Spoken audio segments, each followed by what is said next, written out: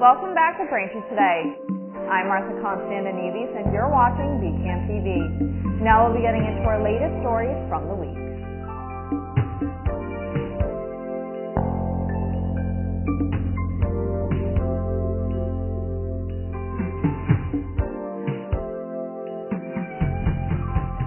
Welcome back to Braintree Today. I'm Martha Constantinides and you're watching BCAM TV. Now we'll be getting into our latest stories from the week.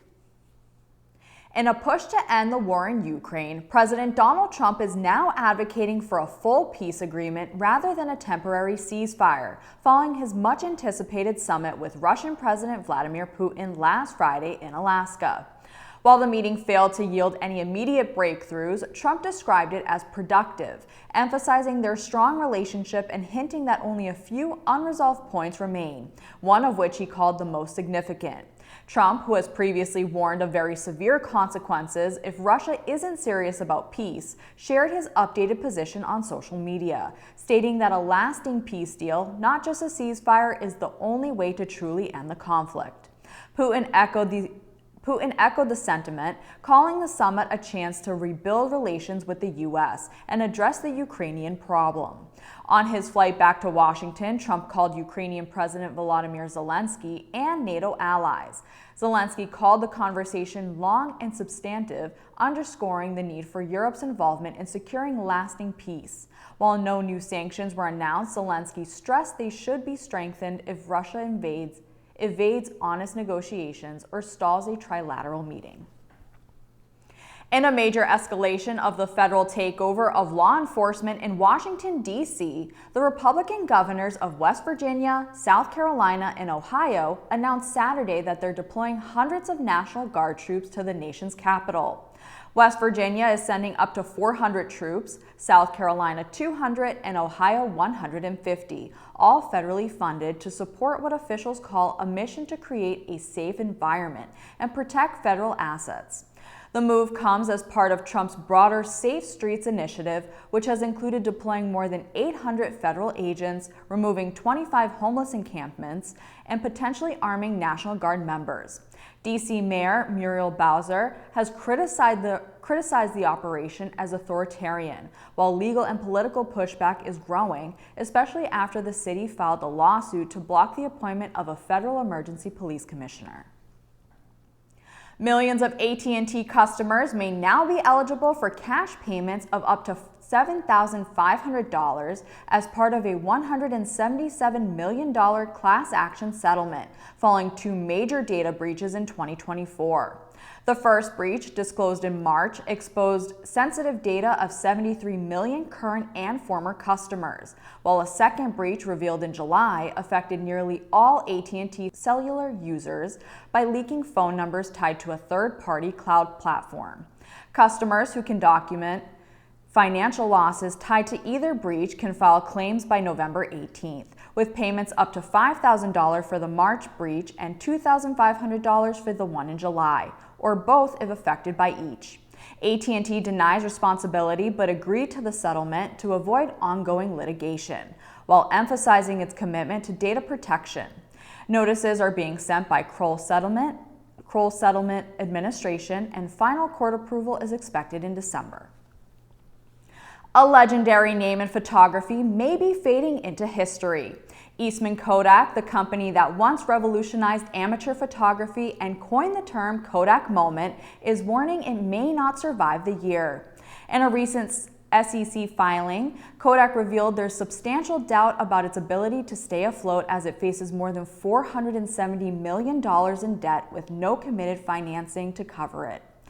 The company posted a second quarter loss in 2025 and reported revenue of $263 million, down $4 million from last year, alongside a 12% drop in gross profit and a 23% decline in cash reserves since December.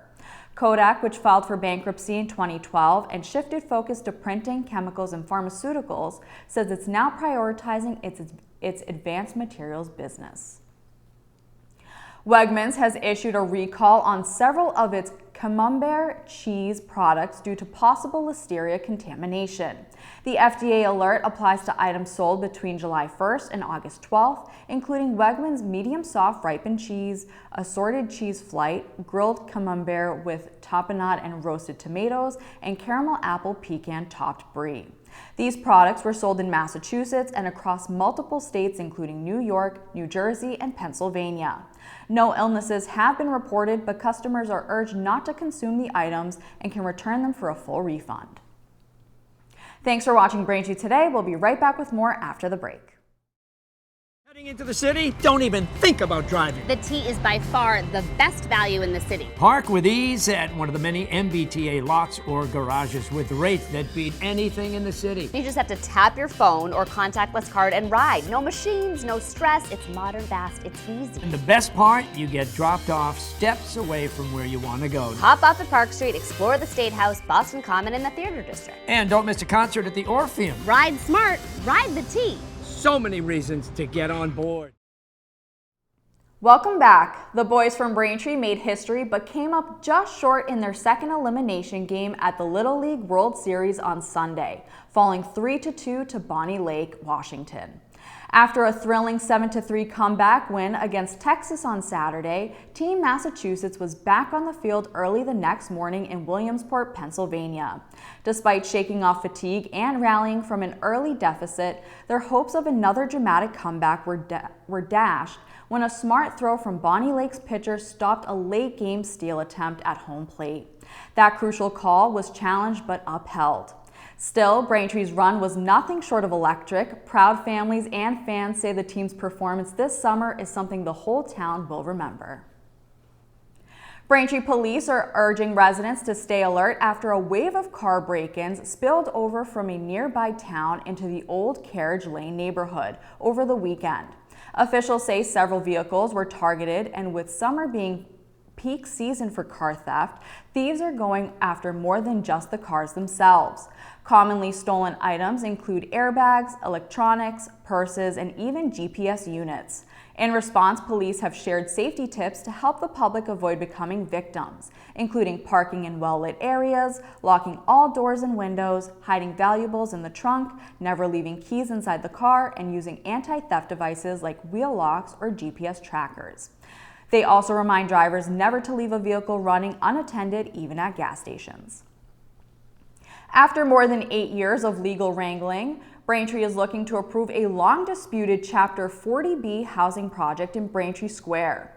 On Thursday, August 14th, the town's newly appointed zoning board unanimously granted comprehensive permits for a mixed-income development at 383 and 385 Washington Street, featuring 8 townhouses and a 70-unit apartment complex, just steps from the Archbishop Williams High School football field. The project, first proposed by Boston's Holland Companies in 2017, includes 25% affordable housing.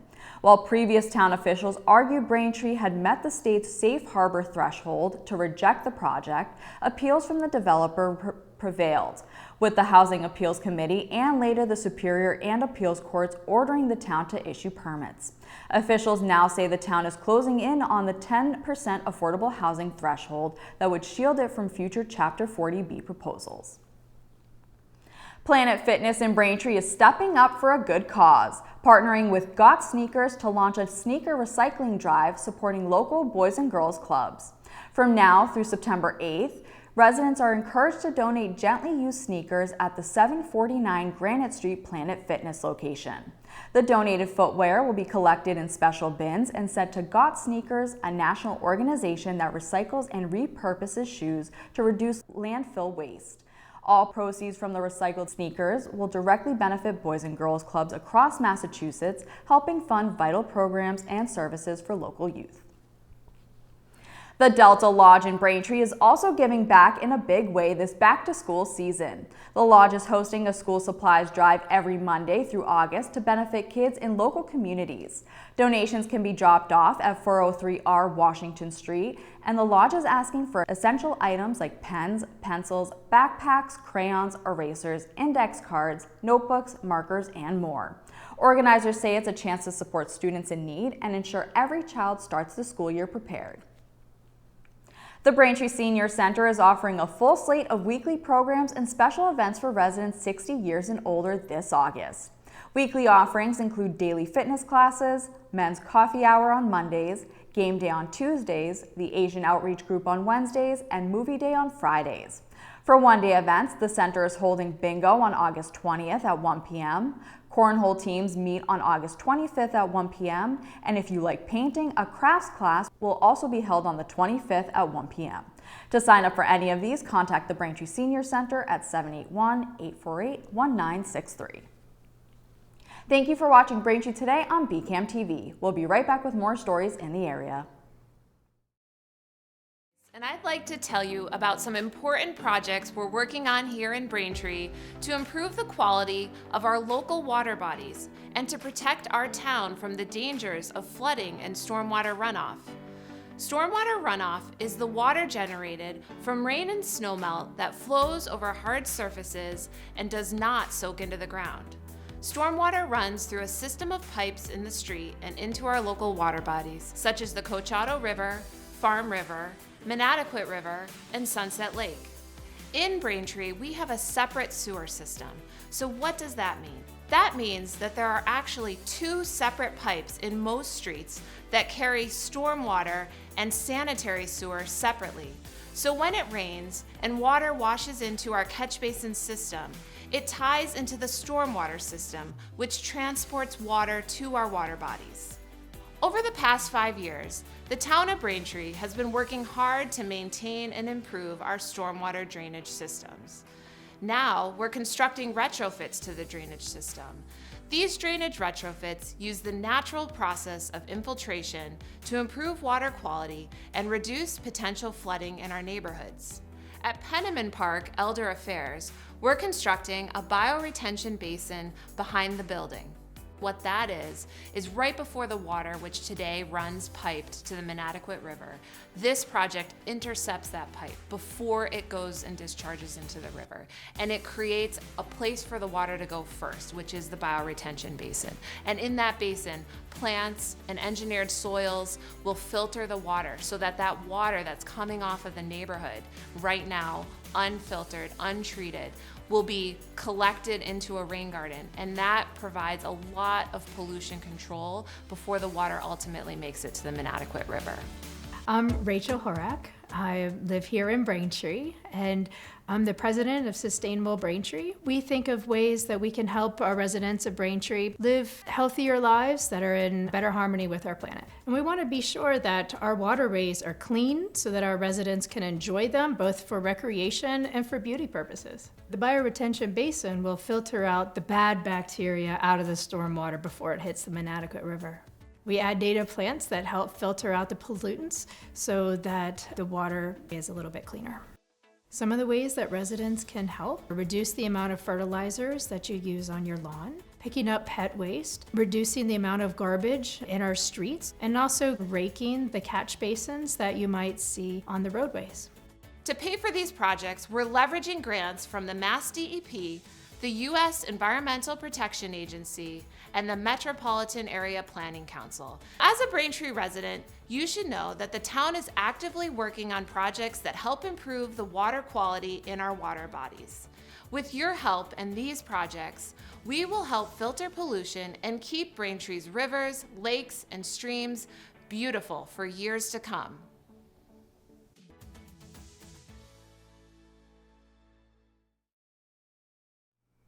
Welcome back to Braintree Today. Now let's get right into more stories.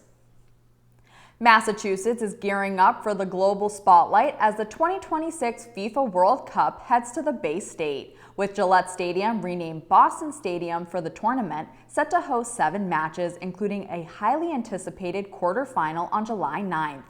The Boston Host Committee is now calling for thousands of volunteers to support events across Boston, Foxborough, and other local sites, with volunteers required to be at least 18 years and older and available for 8 shifts between June 11th and July 19th, 2026. The first match at Gillette is set for June 13th, with team assignments to be announced later this year and ticket information coming next month. Those interested in volunteering can now apply at bostonfwc26.com/VOL. The town of Weymouth has been awarded $32.4 million from the Commonwealth to kickstart long-awaited infrastructure improvements at the former South Weymouth Naval Air Station.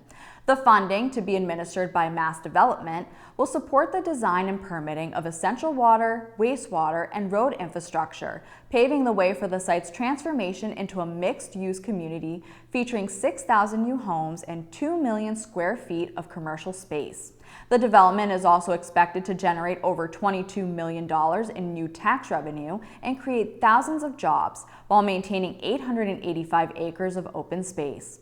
Plans include extending MWRA water service from Quincy to support the project, which could push the region closer to meeting critical statewide housing targets.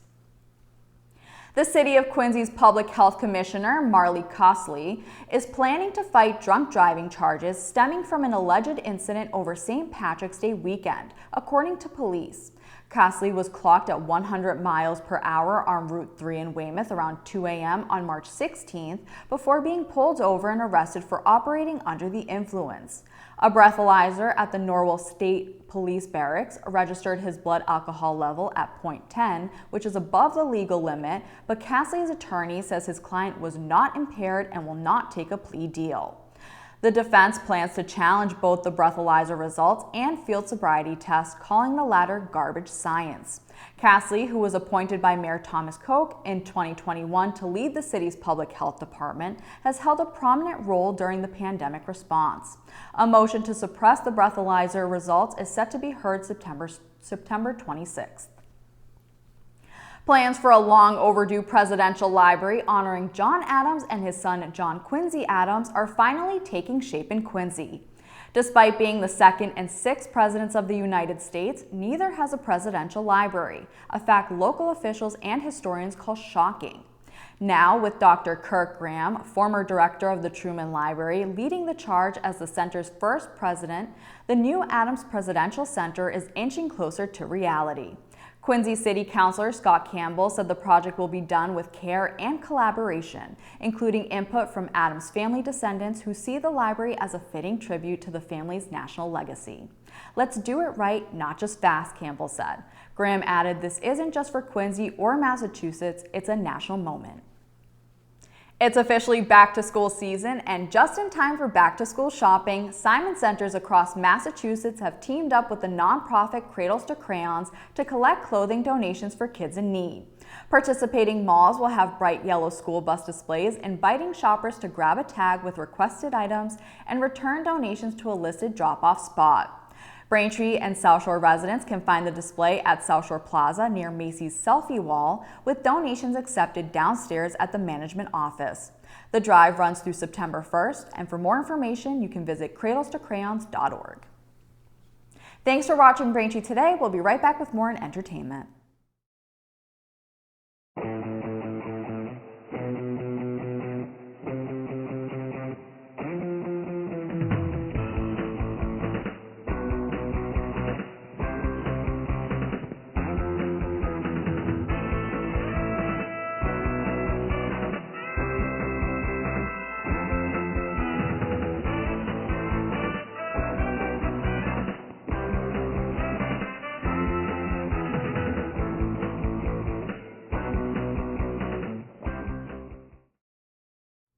Welcome back to Braintree today. Now this week in entertainment, we have 3 movies for you to watch.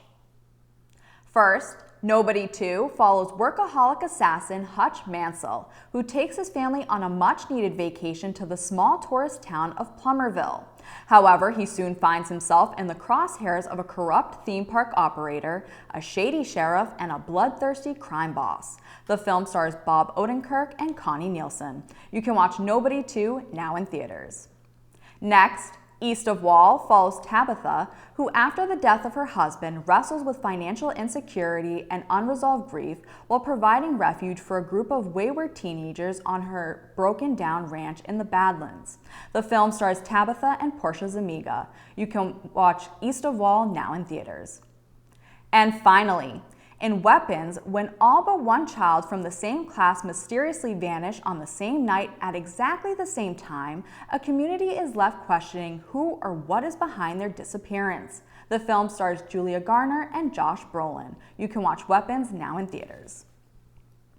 That'll do it for news today. Remember, if you're a customer of Verizon, you can watch BCAM TV in high definition on channel 2128. You can also now see us in high definition on Comcast on channel 1073.